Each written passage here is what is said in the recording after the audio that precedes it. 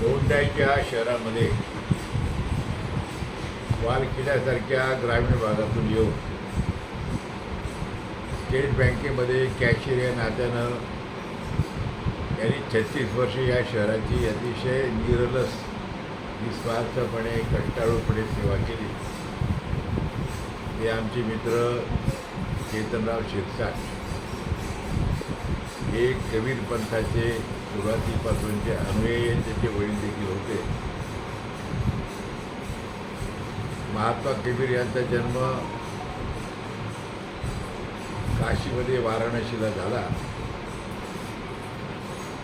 आणि 700-800 वर्षापूर्वी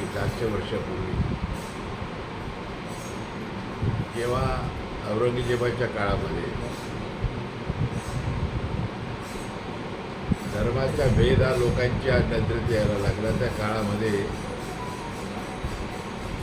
सगळे धर्म सारखेच आहेत. धर्म आणि जात माणसं निर्माण केली ती खरी नाही. माणसानं डोळसपणे अंधश्रद्धा न ठेवता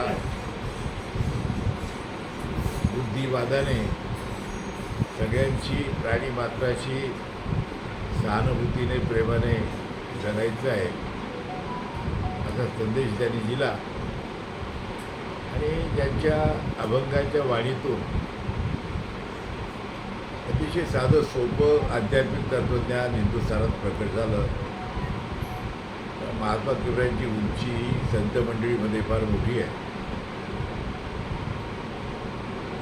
महाराष्ट्रामध्ये त्यांची ऐवजी फार मोठ्या प्रमाणात नाही आहेत.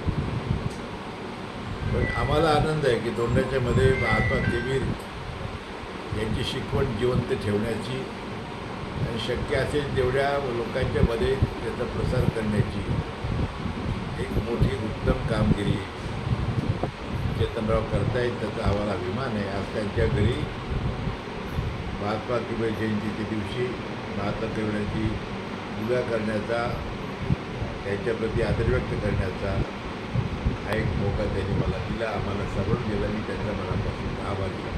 धन्यवाद.